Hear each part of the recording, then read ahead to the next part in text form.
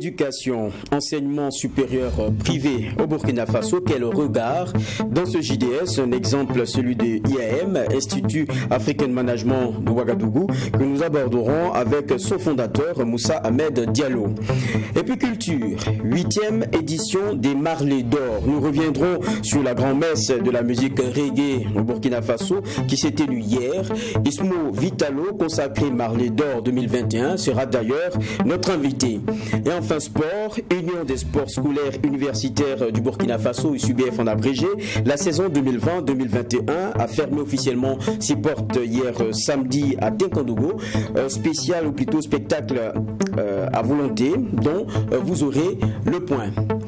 C'est le déroulé de ce JDS, journal du dimanche au soir, que je prendrai plaisir à présenter, et c'est aussi un vrai bonheur pour moi chaque dimanche de vous rencontrer et de rester donc avec vous. Ceci dit, la première des actualités que nous allons aborder, elle concerne l'éducation, et donc dans ce JDS, journal du dimanche au soir, l'un des sujets abordés, c'est bien l'enseignement supérieur dans son offre privée. Nous le disions en titre, une expérience prise, celle de l'Institut Africain de Management de Ouagadougou, créé, il faut le rappeler, en 2007, et c'est ce à quoi nous allons nous intéresser. Fonds pour l'entrepreneuriat, réseau d'anciens, nouvelle certification, journée de l'intégration, c'est la marque de fabrique de l'Institut. La dernière citée nous sert d'ailleurs de prétexte pour mieux aborder la spécificité de cette offre spéciale de IAM Ouaga, une journée de l'intégration tenue hier, reportage et puis retour sur ce plateau pour un premier échange, et donc c'est maintenant pour le reportage. Entre discours, défilés et prestations des communautés, l'Institut africain de management IAM a tenu le pari de sa 9e édition de la journée de l'intégration africaine. Très belle cérémonie qui nous a permis de découvrir les différentes communautés qui sont présentes à l'IAM. Je pense qu'il y a jusqu'à 19 communautés, 19 nationalités qui sont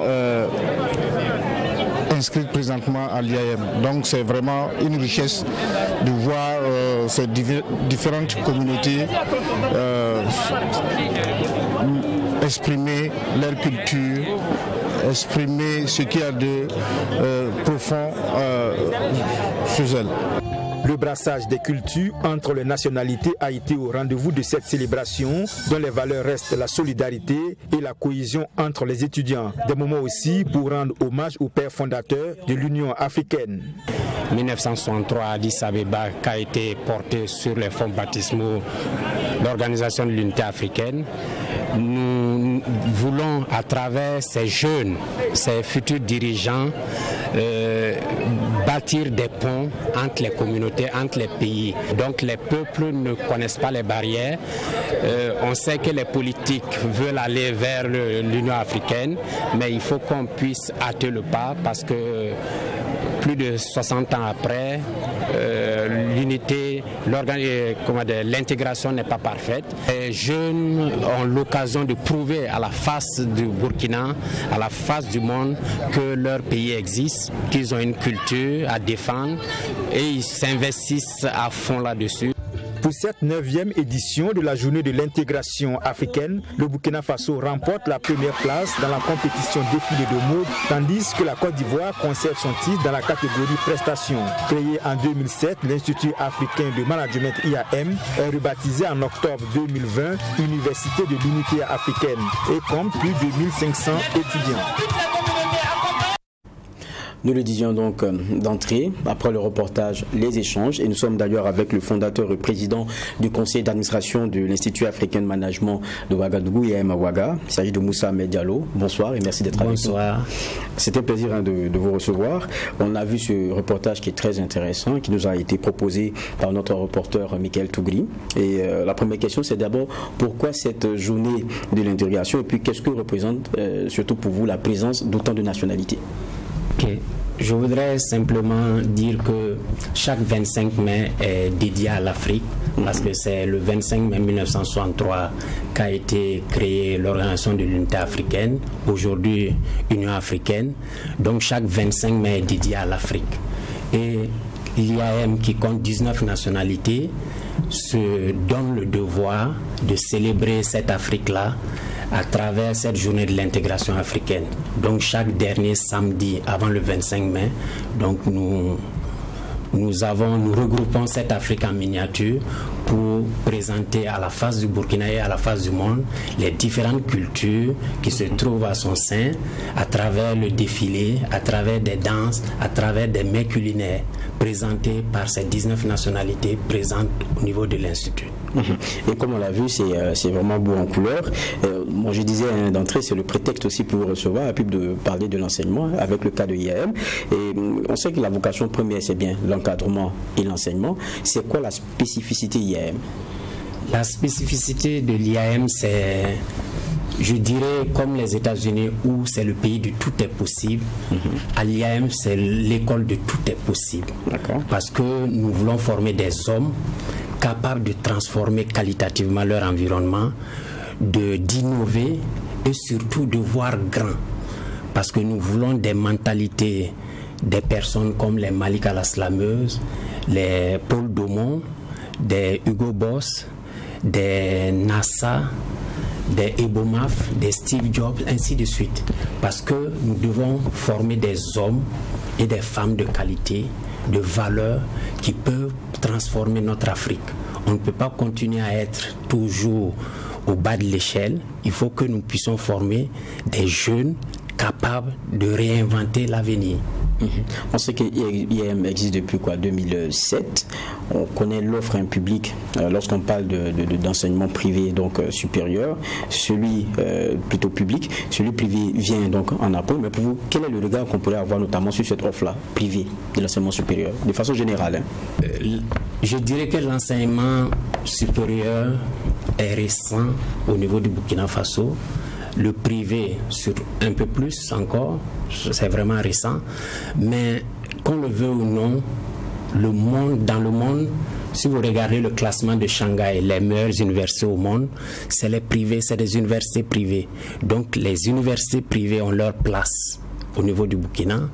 Elles sont en train de creuser leur sillon parce que l'État a pour vocation de jeter les bases et le privé va porter l'enseignement supérieur. Parce que quand vous voyez dans le monde entier, toutes les grandes universités sont portées par du privé.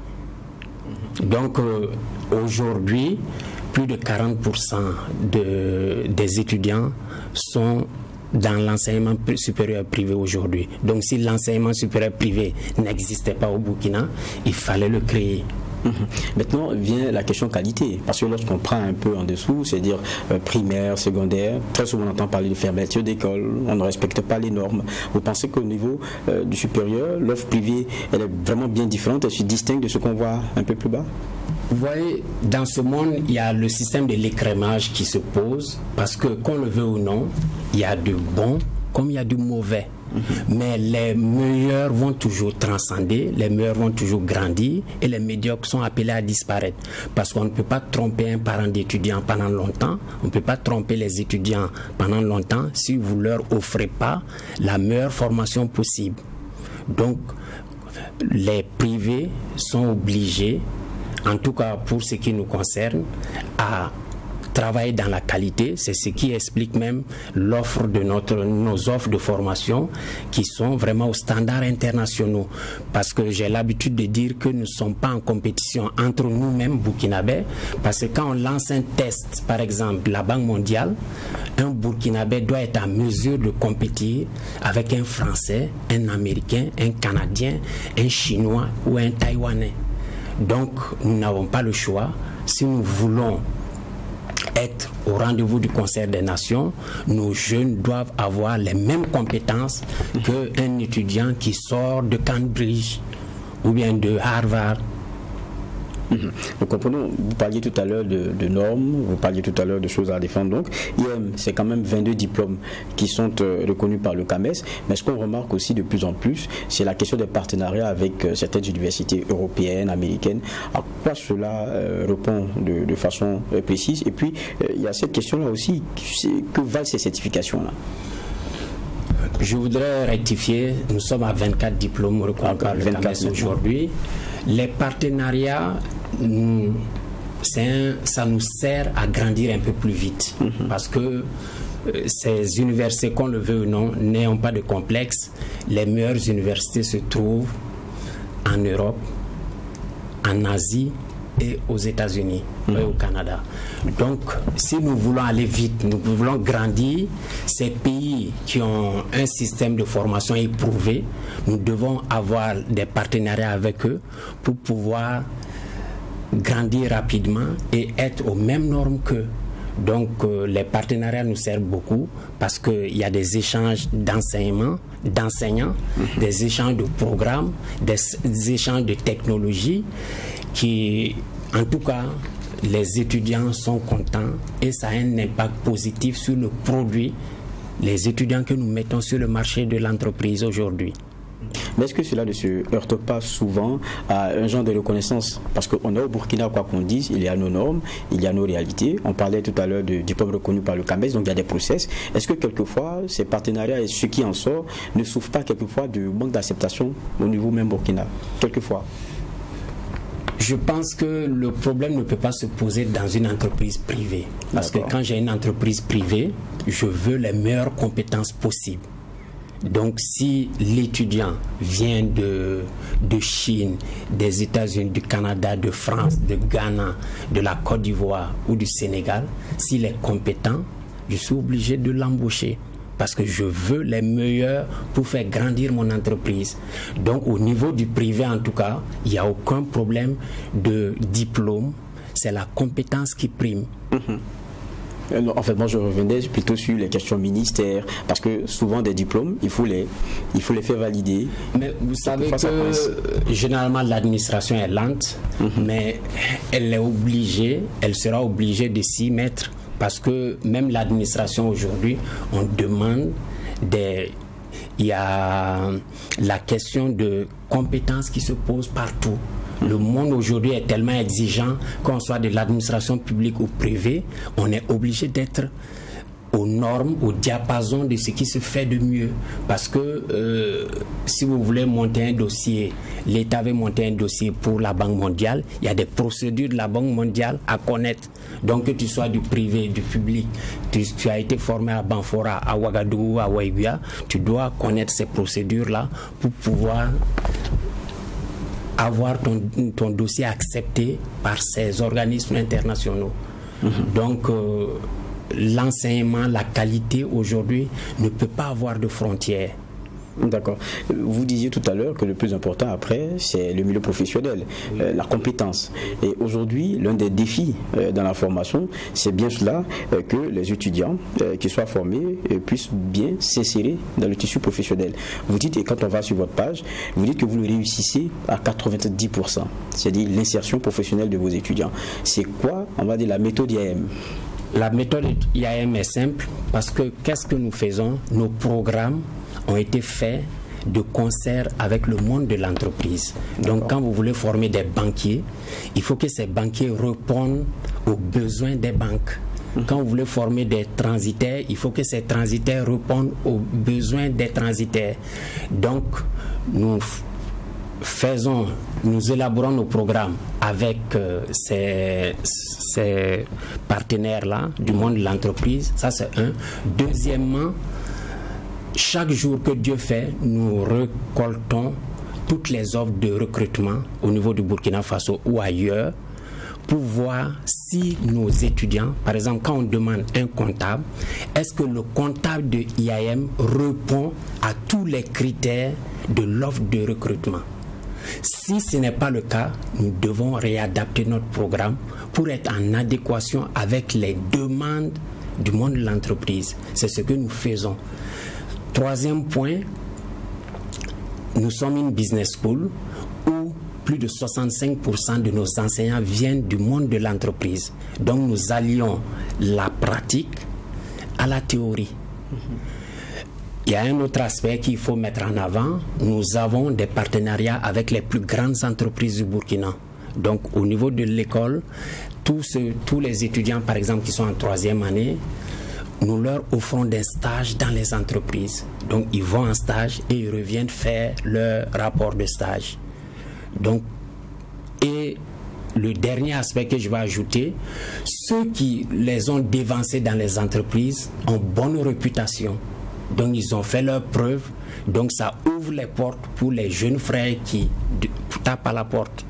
Donc c'est cette conjugaison de facteurs qui font qu'aujourd'hui on a plus de 90% du taux d'insertion de nos étudiants dans le monde de l'entreprise. Il y a un aspect, c'est d'abord s'insérer dans le tissu professionnel, donc peut-être se faire embaucher, mais il y a l'autre possibilité aussi, c'est créer son entreprise. Je pense que vous aviez mis un fonds, c'était au départ quoi, 100 millions. Aujourd'hui, comment ça se porte pour l'entrepreneuriat? Nous sommes dit à un moment donné, après 10 ans, que nous estimons avoir formé beaucoup d'employés.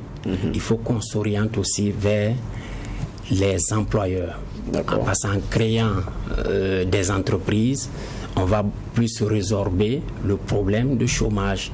Donc nos étudiants, on a inséré dans les curricula de formation l'entrepreneuriat et nous avons mis en place, de concert avec une banque de la place, un fonds de 100 millions pour accompagner nos étudiants. Donc aujourd'hui, beaucoup de nos étudiants, que ce soit dans la musique, dans la mode, dans le commerce de détail ou de gros, bénéficient de ce fonds et je pense que c'est une bonne chose, mais je pense qu'on doit faire encore plus parce que les critères aussi exigés pour ces jeunes, c'est pas à la portée de tout le monde, mais en tout cas nous pensons que dans les 2-3 prochaines années on fera mieux. Et si vous regardez aujourd'hui dans l'espace au niveau du Burkina ou même dans la sous-région, nos étudiants sont beaucoup créatifs, ils créent énormément d'entreprises et donc ça c'est une preuve que la formation dispensée à l'école est pratique et est orientée entrepreneuriat. Vous dites conditions qui ne sont pas favorables à tout le monde. Qu'est-ce qui coince?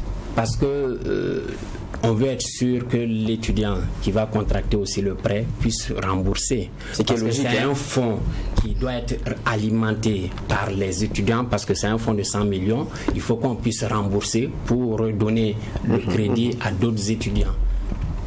On parle d'entrepreneuriat. Ce qui est intéressant, c'est que, je pense c'est que votre parcours lui-même le transpire. Vous dites, pour concernant IAM, de ce qu'on aurait appris, vous avez commencé seulement avec 350 000. Expliquez-nous comment avec 350 000, on arrive à ce qu'on est en train de voir aujourd'hui. Ok. En fait, j'ai eu la chance de travailler en banque. Donc, j'étais gestionnaire de crédit à la Banque internationale du Burkina, BIB. Et puis après, je suis allé à ExxonMobil, qui est une entreprise américaine. Donc, quand j'ai quitté cette entreprise, j'ai créé avec un ami une société pour monter une société d'ingénierie financière pour monter des plans d'affaires pour des entreprises, les montage de dossiers d'agrément pour des entreprises. Donc, j'ai fait un business plan en bonne et due forme pour créer un institut. Et je suis allé à Ouaga 2000. En ce moment, il n'y avait même pas d'école à Ouaga 2000, mais je voulais faire l'école à Ouaga 2000 compte tenu du standing que je voulais pour cet institut. J'ai vu un bâtiment, je me suis renseigné, le monsieur était en Côte d'Ivoire, mais il voulait faire une résidence hôtelière. Donc il n'était pas d'accord pour me donner une partie de l'espace parce qu'il se disait que l'école ne peut pas cohabiter avec une résidence hôtelière. Mais je l'ai convaincu qu'en créant, en montant un dossier d'agrément au code des investissements, il allait avoir tout l'investissement, tout ce qui est l'ameublement de l'hôtel, les lits, tout l'ameublement, les fers, le ciment, les carreaux, en hors taxe, hors douane. Donc dans l'opération, l'entrepreneur, le propriétaire, le bailleur gagnait 120 millions de francs CFA d'économie. Donc en retour, lui il m'avait proposé le loyer à 1 million par mois, donc il fallait donner une caution de 3 mois, 3 millions. Je lui ai dit, on fait échange marchandises. Moi je lui montre le dossier à 3 millions de francs, mais il ne me remet pas les 3 millions, il les garde pour lui. Donc il était d'accord pour le deal de l'allocation. Je suis allé ensuite, comme j'étais à la banque, j'ai déjà travaillé à la banque, j'avais eu la chance de connaître beaucoup d'hommes d'affaires, beaucoup de chefs d'entreprise au niveau du Burkina. Donc je suis allé voir des banquiers, je suis allé voir le directeur de la Sonabel, de l'ONEA, de la Sonabi, de la Chambre de commerce, du Trésor, ainsi de suite, pour leur demander est-ce qu'ils sont prêts à accompagner cette nouvelle école qui va s'ouvrir en donnant des stages de l'emploi aux étudiants. Ils étaient OK. Je suis allé voir aussi des professeurs d'université tels que le professeur Filiga et puis Jean-Marc Palme. Ils étaient aussi d'accord pour accompagner l'école. Donc je leur ai demandé est-ce que vous êtes prêts à ce que je publie votre nom dans la presse pour dire que vous êtes prêts à accompagner la nouvelle école. Ils étaient OK, il y avait 21 noms. J'ai publié les 21 noms. Automatiquement, les gens ont eu confiance. Quand une école veut s'ouvrir, toutes ces sommités acceptent d'accompagner cet institut. Ça veut dire que c'est un institut sérieux. Donc, ils ont accepté. Donc, quand on a ouvert l'école, à l'inscription, j'ai eu 211 étudiants. Donc, ils sont venus payer les 30%. Donc, j'avais fait les 350 000 correspondants à 20 tables de 17 500. 17 500 fois 20, ça faisait 350 000. J'avais pris des chaises à crédit pour faire une salle témoin. Donc, ceux qui venaient pour s'inscrire, je leur disais, à la rentrée en octobre, voici la configuration d'une salle de classe. Donc, quand j'ai eu les avances, je suis allé repayer des tables, des chaises pour démarrer IAM.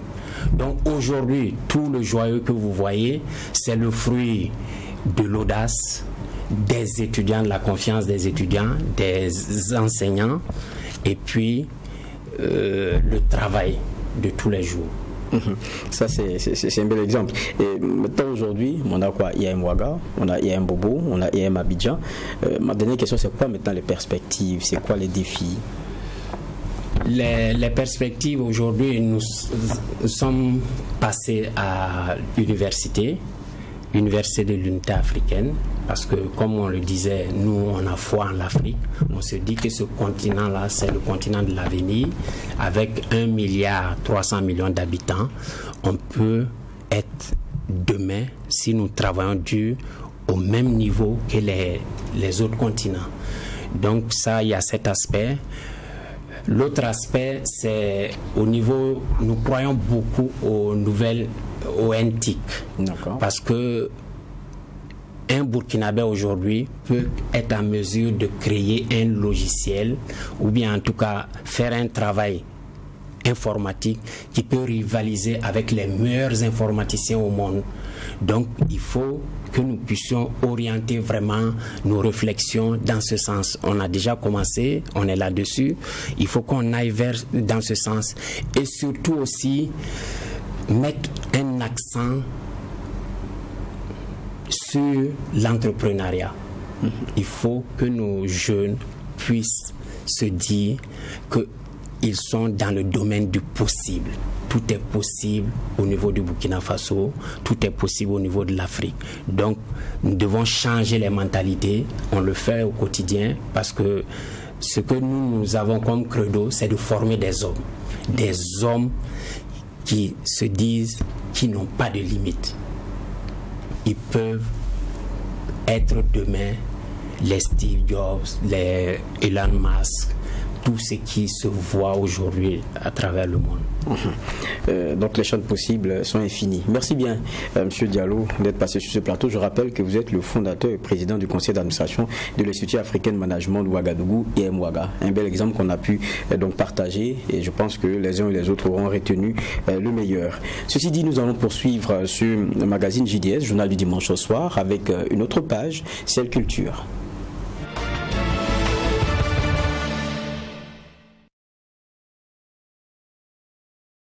Et pour cette page culture, comme annoncé en début donc de journal, nous allons nous intéresser à la 8e édition des Marlés d'Or, ce grand rendez-vous de la musique reggae au Burkina Faso, qui s'est tenu hier, samedi 22 mai à Ouagadougou, dans la cour du CIAO, entendez Salon international de l'artisanat de Ouagadougou. Elle était placée sous le thème reggae, facteur d'intégration et de réconciliation. Et cette édition a vu le sacre de Ismo Vitalo, qui en plus d'être Marlé d'Or 2021, s'est adjugé le Marlé du public. Le reportage est signé Ami Valiant avec la voix de Abdul Rahim Nigné. Un tonnerre d'applaudissements pour Ismo Vitalo, Marley d'Or 2021. Ismo Vitalo est le grand vainqueur du Marley d'Or 2021. Ainsi en a décidé le jury de la 8e édition des Marley d'Or. En plus de la plus grande distinction, le Marley d'Or, l'artiste remporte également le Marley du public. Le Marley du meilleur concert est revenu à Saint-Florent. Le Marley du meilleur reggae route et celui du meilleur clip vidéo ont été remportés par Iron Bender. Le Marley de la révélation a été décerné à Matty Dream. Des trophées d'honneur ont été également attribués à des personnalités et mécènes qui ont œuvré pour la valorisation de la musique reggae et de la réconciliation nationale. Il s'agit entre autres du ministre de la Réconciliation nationale de la Côte d'Ivoire, Kwadjo Kona Bertin, du ministre de la Réconciliation du Burkina Faso, Zéphirin Diabré, le chef de file de l'opposition politique burkinabé Idi Kombogo, Onel Mala de la Côte d'Ivoire et Dim Jérémy. Pour le vainqueur du Marley d'Or 2021, cette distinction est dédiée à ceux qui aiment son art et est un appel à redoubler d'efforts. Oh, c'est très ému, ça faut le dire oui et fort. J'ai lâché des poules parce que j'ai compris que les Burkinabés sont avec moi et qu'ils aiment bien ma musique. Et tout cela c'est quoi? C'est une manière de nous dire encore de travailler plus parce que c'est le travail qui paye, c'est vrai. Et j'ai dit merci beaucoup à tous mes fans, à tous les Burkinabés partout qui ont cru à moi, qui ont cru à cet album Salam Alaikum. Donc vraiment, je suis très heureux et que Dieu vous bénisse toujours. Le commissaire général du Marley d'Or 2021 s'est félicité de la tenue de cette édition. Il a aussi ajouté que la mobilisation des fans du reggae traduit la pertinence du thème de cette édition qui est reggae, facteur d'intégration et de réconciliation. Oh, c'est un sentiment de joie. Vous avez vu le monde, vous avez vu toutes ces autorités, vous avez vu les vibrations que les artistes ont données. Donc on est content en tant qu'organisateur. Parce que si les gens puissent, pour que les gens se réunissent même pour faire la fête, pour que les gens se réunissent pour faire le Marley d'Or, il faut d'abord la paix, il faut la réconciliation, il faut apaiser le cœur. Donc c'est important pour nous, surtout en tant que Burkinabé, parce qu'on n'a qu'un seul pays, on connaît tous l'histoire de notre pays et je crois qu'il est temps aujourd'hui qu'on apaise le cœur des uns et des autres et qu'on va de l'avant.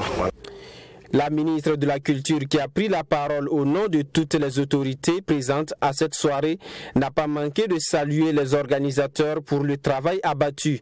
Elle a aussi saisi l'occasion pour lancer un appel à tous les Burkinabés à s'inscrire dans la dynamique de la réconciliation en cours. Le reggae est un concentré de nos valeurs culturelles, l'amour, la paix, le partage, l'union, l'unité, etc.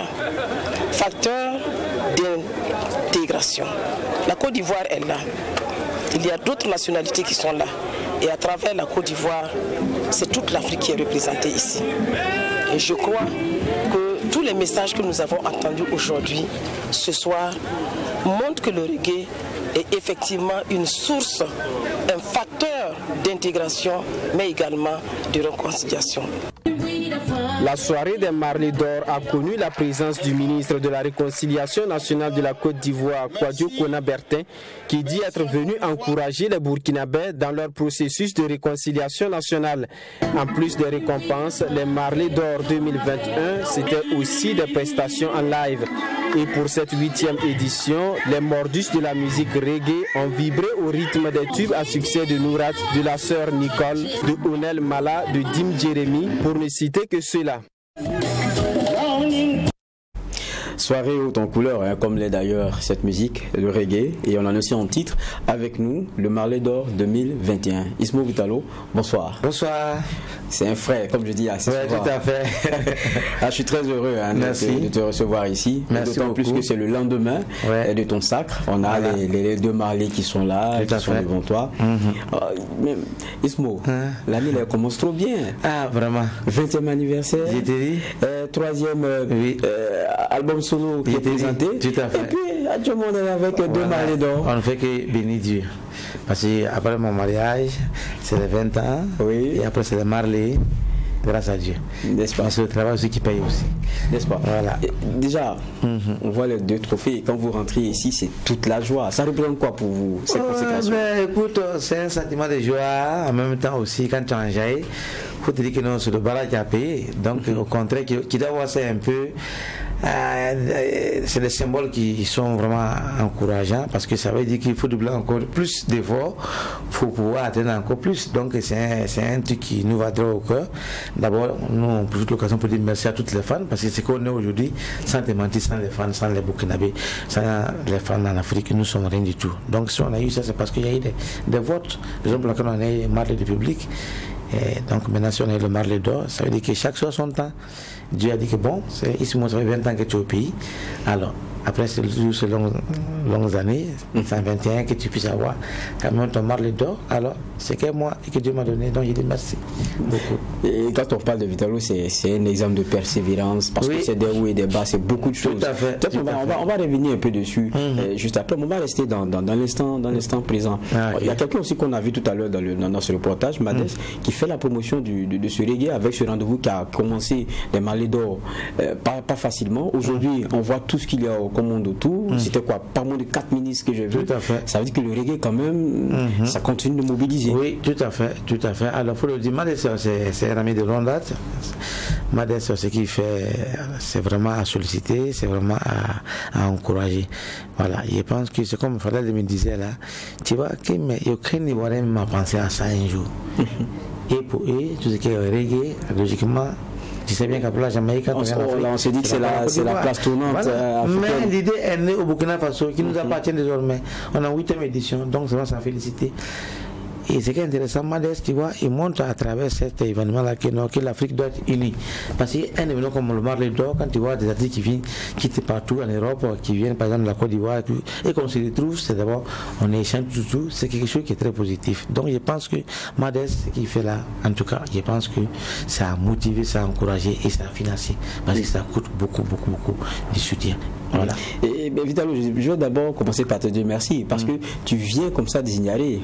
Tu as tes dates, tu étais en prestation, tu as sauté dans la voiture vite fait parce que tu devais répondre à l'invitation d'un frère. Je te dis merci. Merci parce que le lendemain, c'est quand même aussi, c'est quand même très important de tout à fait, c'est important. Tu vois, les médias, sans les médias, nous ne sommes rien du tout.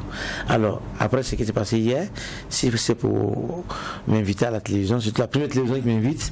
Après mon Marley d'or, je me suis dit, bon, écoute, Dieu fait rien pour rien. J'ai pris ma voiture, démarré, je suis là. Et en plus, tu n'es pas presté, hein, tout à l'heure. Oui, bien sûr, j'ai réparti. Oui, merci bien. Ouais. Je disais tout à l'heure, à des mots, tu nous disais, ça fait plus de 20 ans quand même. Et ton histoire, on la connaît. Ta persévérance, on la connaît. Mais c'est bien qu'on partage aussi par moments ces choses-là, parce que ça enseigne. Tout à l'heure, on avait le fondateur, vous étiez dans le programme, voilà, Diallo, qui expliquait un peu ce qu'après est passé, et puis comment est-ce qu'il a persévéré aussi avec peu de choses. Déjà, on nous appelle le cerveau. Voilà. Et vous avez aussi cette histoire-là, qui est bien particulière, qu'il faut enseigner à nos jeunes. Tout ne s'obtient pas aujourd'hui. Tout à fait. Il y a un travail derrière. Et ça commence quelquefois par des malheurs, avec un accident où il y a 14 personnes qui décèdent, et puis on vous met en tôle. Voilà, tout à fait. Oui, ma vie n'a pas été facile, ça je te dis, oui, fort. Et après, quand on a eu notre petit malheur, l'accident en Côte d'Ivoire, ça nous a amené en prison. Dieu en faisant les choses, c'était en prison même qu'on a eu nos producteurs, tu vois. Donc c'est après ça, quand on était libérés, il nous a financé, on est rentré en studio, tout l'album bas, c'est sorti en Côte d'Ivoire, et en même temps en 2001, on vient au Burkina Faso. On dit, bon, on vient pour sortir l'album ici, et bon, on repart en Côte d'Ivoire. Déjà, les voyages suivants, on sait quand on s'en va, mais on ne sait pas quand on revient. On est venu, voilà, nous, 20 ans, on est collés. Donc, pour dire que non, l'histoire est trop longue, comme le temps un peu timing. Évidemment. Voilà. Mais en même temps, le conseil que je donne à mes petits frères, c'est comme il dit, c'est mettre tout le temps d'essayer de voir comment les vieux pères aussi ont évolué, ça peut les inspirer un peu. Mais les jeunes maintenant, tu connais, sont tous en diaouli. Et il y a quelque chose qui est tout noué. Et pas que t'inquiète pour avoir pour eux. C'est maintenant et tout de suite. C'est compliqué. Mais Inch'Allah, ça va aller. Et revenons d'ailleurs sur le reggae. Vous le disiez, quand on dit la place tournante, c'est pour faire un pays d'Agouto, il faut dire la vérité, c'est Abidjan, c'est la Côte d'Ivoire. Mais ce qu'on remarque de plus en plus, c'est que la plupart des reggae makers que vous êtes, aujourd'hui les scènes, c'est vrai que vous étiez à Zidiaré tout à l'heure, il y a quelquefois des scènes que vous avez, des rendez-vous sur lesquels vous battez à l'intérieur du pays, quelquefois à Ouaga, mais beaucoup ont fait le choix de partir à Abidjan parce qu'il y a beaucoup de complexes spécialement faits pour le reggae. Est-ce que c'est des choses qu'on devrait commencer sur lesquelles on devrait travailler parce qu'il y a un public quand même ici? Oui, ceux qui n'ont pas compris, moi je dis, quand tu fais 10 ans dans un pays, c'est comment il faut toujours persévérer. Ça qui vient qui fait 10 ans au Burkina Faso ici, ou 15 ans, qui était là pour les batailles en Côte d'Ivoire, pour commencer quelle carrière là-bas. C'est compliqué, mon frère. Nous là, c'est Dieu qui nous a menés ici. Sinon, on ne pense pas qu'on peut faire carrière un jour au Burkina Faso. Mais quand tu te mets quelque part, c'est là-bas que tu restes. Moi, je peux t'en Côte d'Ivoire tout de même il n'y a pas longtemps, mais j'ai vu aussi des confrères et des frères sans qui sont là-bas qui font des reggae. C'est pas évidemment tout ça, et c'est pas trop ça. Parce que le reggae, on ne garde pas beaucoup de scènes comme ça pour s'exprimer, et c'est compliqué. Quand on est règlement, automatiquement, on te juge déjà. C'est un peu difficile. Mais quand c'est créé sur os, qui sont vainqueurs. Évidemment, et c'est ce que vous arrivez à bien faire. Et justement, quand on voit hier, il y a beaucoup d'autres, Iron Bender, il y a Saint-Florent, il y a beaucoup d'autres qui ont été premiers et tout. Comment est-ce que ça se passe là? Oui, j'étais très content parce qu'apparemment, tous ceux qui sont venus hier, chacun y a un prix. Oui. Même moi, j'étais sur le même truc avec Marley du meilleur concert, Saint-Florent à Koudougou. Oui. Mais moi, j'étais content quand c'était lui, parce que lui, il organise un grand événement aussi à Koudougou aussi, qu'on appelle nous atypique, expliquement de l'éducation. Voilà, donc c'est quelqu'un aussi à soutenir. Donc c'est pas facile. Mais ça me fait plaisir, tout le monde a eu un prix. Personne ne s'est fâché, tout le monde était content. En tout cas, moi, hier, pour le moment de d'or, j'étais pas surpris. Mais en même temps aussi, j'ai pris l'occasion de dire merci aussi à mes frères avec qui on était sur le même terrain, comme Zedmo qui respecte beaucoup. Voilà, un gars qui a commencé carrière beaucoup avant nous-mêmes, mais que j'ai pris Dieu qu'il puisse encore persévérer. Un big de ma part de passage. Voilà. Mais pour dire, il faut travailler, parce que faut pas dire que non, c'est le reggae, ça ne marche pas, donc je les baisse les bras. Non, il faut travailler comme il faut. Il faut toujours avoir l'espoir. Travaille jusqu'à te donner souffle. Un jour, ça va payer. Justement, parlons de reggae. Cette année, il y a eu pour ce Marley d'or là la thématique centrale, c'était la question de réconciliation. Vous pensez que la musique que vous faites, parce qu'on écoute aussi souvent vos thématiques que vous abordez, elle peut contribuer dans l'atmosphère dans laquelle on est aujourd'hui, la dynamique de réconciliation? Oui, bon, quand on parle de réconciliation, ça faut le dire oui et fort. C'est le moyen de parler, mais la réconciliation, qui n'aime pas la réconciliation? Dis-moi, tout le monde aime la réconciliation. C'est quand tout va bien, que tout va bien, sans les petites haines autour, que tout va bien. Mais quand il y a un petit discours qui est là, où on sent que non, le pays n'est pas trop utilisé, bon, on rentre dans toutes ces histoires-là. La réconciliation, on aime bien ça. Hier, on avait ces deux grands ministres qui étaient là. Kakabé de la Côte d'Ivoire, puis mon tonton Zéphirine qui était là. C'était génial. Quand ils sont montés sur la scène, mais les gens ont applaudi. Ils ont crié haut et fort, parce que l'esprit est déjà bon. Moi, je pense qu'il faut, c'est un mouvement à soutenir. Si c'est après nous amener quand même à aller de l'avant, alors c'est un mouvement à soutenir, pourquoi pas? Voilà, moi, je suis d'accord avec ça, c'est pas plus. D'ailleurs, l'une des questions, les dernières que j'ai, parce que vous devez repartir aussi à Zimbabwe, quoi qu'on dise, parce qu'il y a votre public qui vous y attend. Tout à fait. Le troisième album solo, comment est-ce qu'il se comporte? Parce que c'est Souvenir d'Africain. Non, c'est le troisième album. C'était le deuxième album. Ah, c'était le deuxième. Voilà, c'est Salam Alaikum. Ah, Salam. Comment il se comporte? Voilà. Ah non, ça va très bien. C'est sorti le même jour que la dédicace. Voilà. La dédicace, c'était les 20 ans. Voilà, les 20 ans en février. Donc c'est bien passé. Maintenant, il nous reste maintenant à faire la promo plus, qui ça est très loin. Sinon, on a pris bien le son. On a déjà vu le clip à la télé, donc ça va, ça booste en tout cas. Mais il faut qu'on connaisse comment ça se passe au pays. C'est pas simple. Donc il faut beaucoup booster pour que ça aille plus long que ça. Merci. Moi, j'ai pas l'habitude, mais je peux mettre 30 secondes. Comme tu le dis, fais un petit enjaillement pour nos gars avec les deux malais que tu as. Manawagele à Togo, Aya Togo la parambumbo la la. Mama wa yula ramatambia, mbuda yula aryetunyi.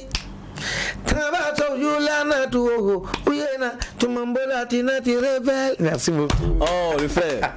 Merci. Grand merci pour t'être déplacé comme ça. Merci. Et puis, tu vas rejoindre ton public qui t'attend. Encore merci Vitalo. Et puis toutes nos félicitations. Merci beaucoup. Ces deux Marley, public et Marley d'or. On est ensemble, frère. Merci beaucoup. On reste toujours en culture dans ce JDS, journal du dimanche au soir. Et ce qu'on va vous proposer à présent, c'est d'aller dans la commune rurale de Tchériba, située dans la partie est de la province du Moun, donc dans la région de la boucle du Moun.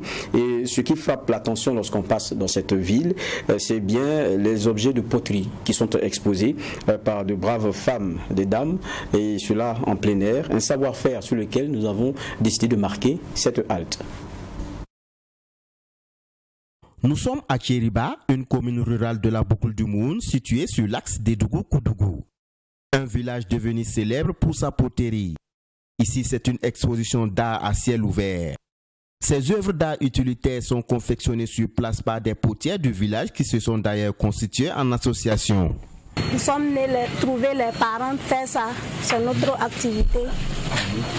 Pour faire ça, on a besoin de l'argile, les pots cassés, mélangés. On pile tout ça maintenant, mélanger, faire comme pâte comme ça, avant de faire commencer la fabrication là maintenant.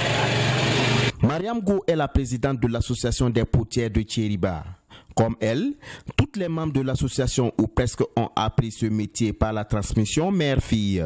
Elles se considèrent donc comme des ambassadrices d'un patrimoine culturel à préserver et à promouvoir. Quand on enlève dans le feu la couleur, c'est comme ça.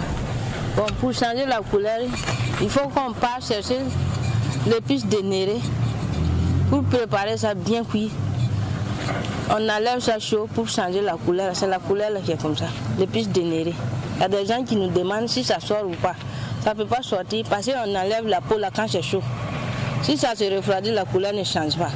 Il faut qu'on enlève ça chaud et puis l'eau de l'épice de néré là soit aussi chaud. On a les pots de fleurs pour la décoration. On a les gobelets. Ça c'est des carafes.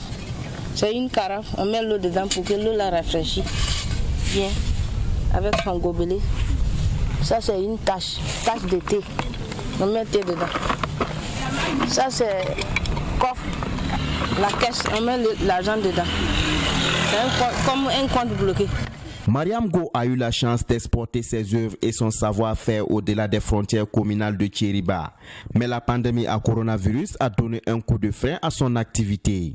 C'est les fêtes là qui nous arrangeaient, CIAO, SNC et puis FESPACO. C'est ça même qui nous arrange. À cause de la maladie de Covid-19, il n'y en a plus ça.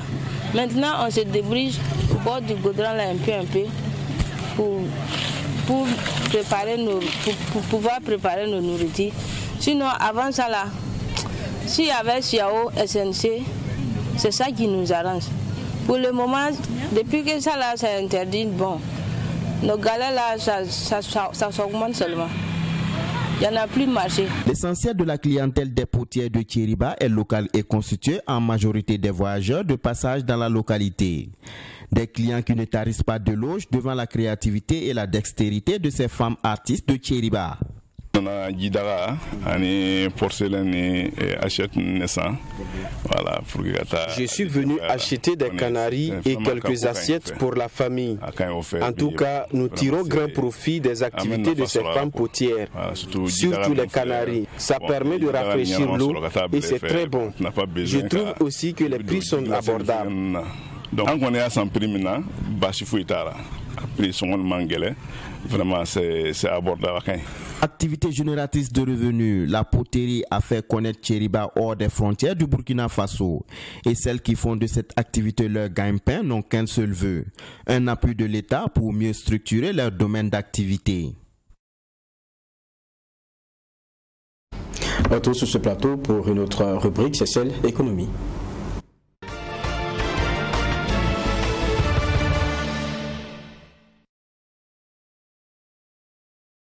Je suis d'ailleurs avec David Nana pour partager ce qu'il y a comme actualité dans cette rubrique. Bonsoir David et merci d'être avec nous. Bonsoir Geoffroy, c'est toujours un plaisir. C'est toujours un plaisir. Et on va d'abord dire que dans cette rubrique, on aura un petit reportage à partager. Et puis on va s'arrêter sur le port sec de Ferkessédougou, donc initiative ivoirienne. Et puis on parlera de promotion d'une filière, c'est le poisson et crevettes.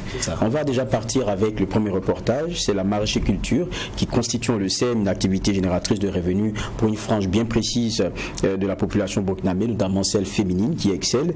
C'est le cas des femmes membres de l'association Namouswende de Tampoui dans l'arrondissement de Signonguin. Mais cette activité rime aussi avec disponibilité de l'eau, c'est bien la condition. Et nous y revenons ici avec cet élément signé Abdoul Rahim Nié.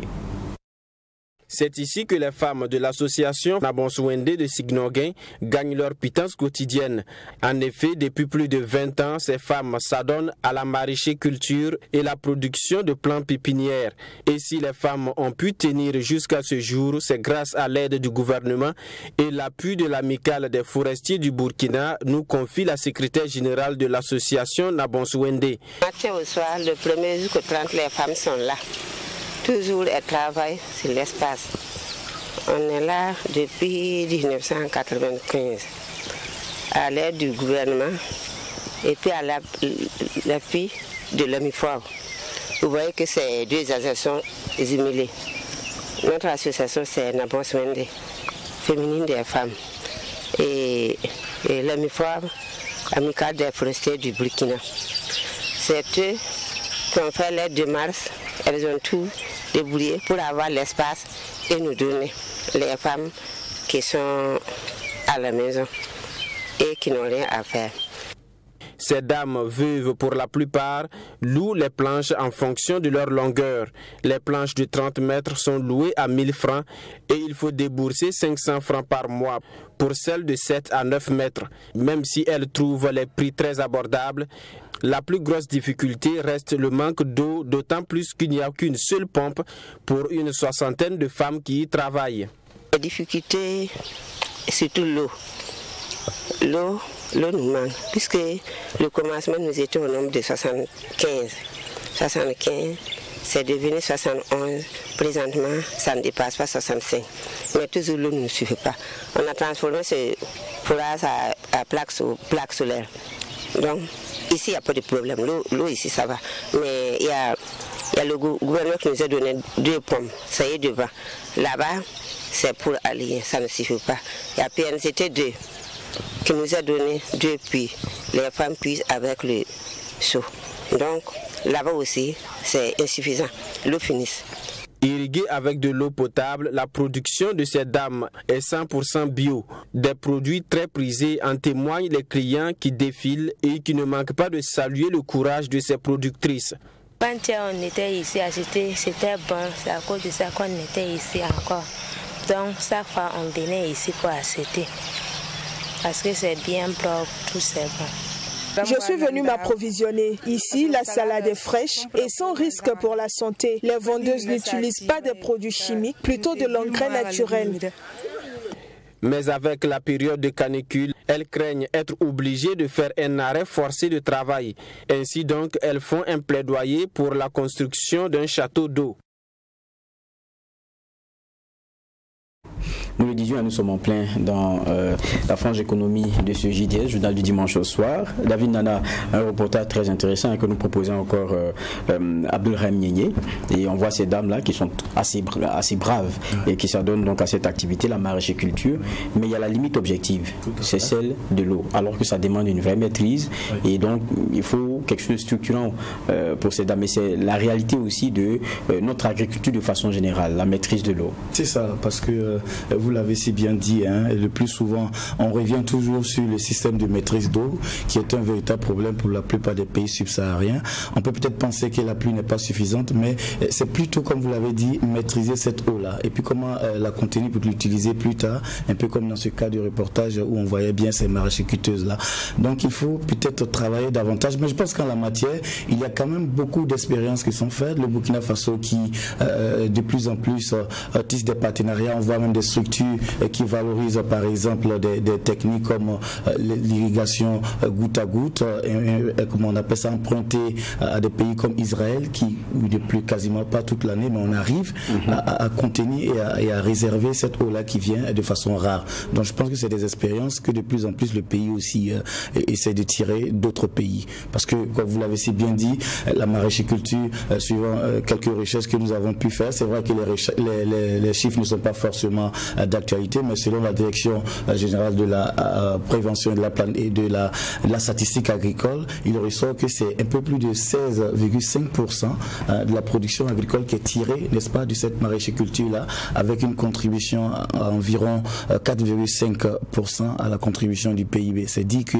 c'est assez intéressant. Davantage encore avec ce reportage où on met en lumière la femme qui, contrairement à ce qu'on pourrait penser, hein, malheureusement, elle n'est pas forcément la mieux représentée dans ce secteur-là. C'est plutôt la part masculine qui prend le dessus avec environ 70% des hommes qui sont occupés par cette activité contre environ un peu moins de 30% que représentent les femmes dans cette activité-là. Merci David Nana. On a deux sujets que vous vouliez aborder avec nous. C'est ce port sec de faire Kessédougou. On a parlé d'eau et une alternative pour faire continuer, n'est-ce pas, cette eau-là, c'est le port sec. Et donc on a assisté vendredi, le 21 mai dernier, à la pose de la première pierre de ce port sec-là qui est un grand projet pour la Côte d'Ivoire. Nous nous sommes intéressés à ce port sec, d'autant plus que nous aussi au Burkina Faso, on a un port sec qui marche depuis 2010. C'est dire qu'à travers ce port sec qui va être installé du côté de Kessédougou, c'est vrai, on pourrait peut-être voir ça comme une certaine concurrence qu'on va avoir à supporter, mais on peut voir ça aussi comme un avantage, d'autant plus qu'on pourrait bien être un relais. Ce port sec a pour ambition d'être installé sur 720 hectares du côté de la Côte d'Ivoire et pour les autorités ivoiriennes, c'est de pouvoir aussi servir les pays de l'Interland. Mais nous, au Burkina Faso, ayant déjà une certaine expérience en ce qui concerne le port sec de Bobo-Dioulasso, il faut dire, hein, qui fonctionne depuis 2010, qui s'est vu accroître encore sa capacité, je crois que c'était en février dernier, et donc désormais on est passé de 19 à 40 hectares comme surface exploitable en ce qui concerne notre port sec. Donc M. Vara s'est dit ici que ce port sec installé du côté de la Côte d'Ivoire, c'est vrai, peut venir en concurrence, mais ça peut être aussi un relais pour nous, ça peut être une opportunité, et surtout qu'on a cet avantage comparatif qu'on pourrait appeler l'expérience. Et évidemment aussi la position géographique en tant que pays des Landes avec tous les voisins. Nous sommes un bon sol de transit et nous pouvons en tirer le meilleur parti. Tout à fait, le meilleur parti dans cette histoire du port sec. Et vous avez voulu aussi nous entretenir sur une autre initiative, une promotion d'une filière poisson et crevettes. Poisson et crevettes. Je sais que vous consommez le poisson, je ne sais pas si vous aimez les crevettes. Ah ouais, les fruits de mer, moi ça me connaît. On en produit au Burkina Faso et ce week-end était bien en activité avec une foire atypique pour la promotion des crevettes et du poisson. C'est tenu du 21 au 23 mai. C'est la foire Koulsouré de Koubri qui tente à valoriser, n'est-ce pas, cette activité de commercialisation du poisson et du crevette. Et il faut dire, Geoffroy, on l'avait déjà abordé dans le cadre de cette émission, même notamment avec cette vente de poissons, qui contribue aussi à améliorer le niveau de vie de ces populations-là, qui lorsque, comme on a pu le constater lors de cette foire, le maire qui témoigne, qui dit que ces hangars que nous voyons utilisés par ces femmes génèrent en termes de taxes environ 500 000 francs l'année, donc au budget de la commune. Et ce qui n'est pas rien. Ce qui n'est pas rien, et il y a encore une marge à prendre dans cette branche de l'économie, notamment le poisson, parce que le ministre aussi des ressources halieutiques qui était présent a fait sortir un chiffre aussi qui est assez parlant, 15 milliards, c'est le montant que nous injectons dans l'importation du poisson chaque année. C'est dit que cette activité c'est vrai, elles n'ont pas manqué de relever un certain nombre de problèmes, notamment l'ensablement des barrages, et donc ce qui pourrait peut-être être un frein à la promotion de, n'est-ce pas, cette filière-là. Mais je pense que bonne note a été prise par les autorités et des promesses ont été également faites.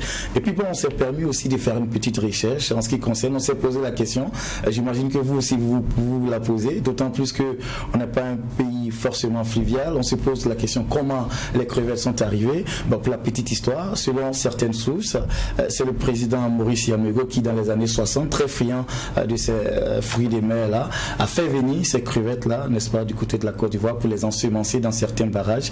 Et c'était seulement limité à quelques barrages du plateau central, mais aujourd'hui on en retrouve un peu partout, notamment vers Fada.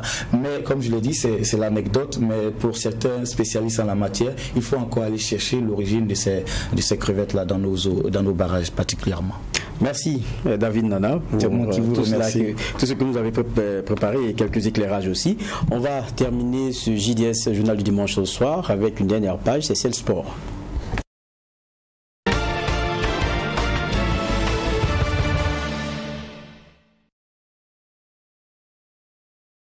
Et dans cette page sport, on va s'intéresser à un seul sujet, c'est celle de l'Union des sports scolaires et universitaires du Burkina Faso, du UBF en abrégé, qui a pris fin samedi à Tinkodogo. Il faut dire que pour ce qui est des activités et des compétitions, cela a débuté le 16 mai dernier et beaucoup d'éléments qui nous sont ressortis par notre reporter qui y était, Assami Touré. L'UCBF 2021 a donné son verdict pour cette saison. À handball, la finale a mis aux prises l'équipe de l'ISS-SDH à celle de l'université Nanziboni chez les dames. Bien appliquées, les dames de l'ISS-SDH se font respecter avec un score sans appel de 25 à 15.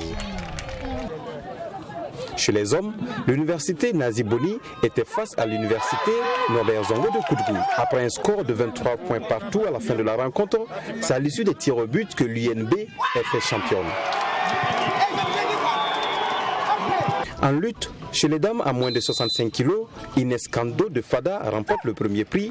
Monique Sommet de l'ISSDH à moins de 75 kg également est championne, et Rosalie Poda à moins de 85 kg de l'université Joseph Kizerbo s'adjuge le trophée.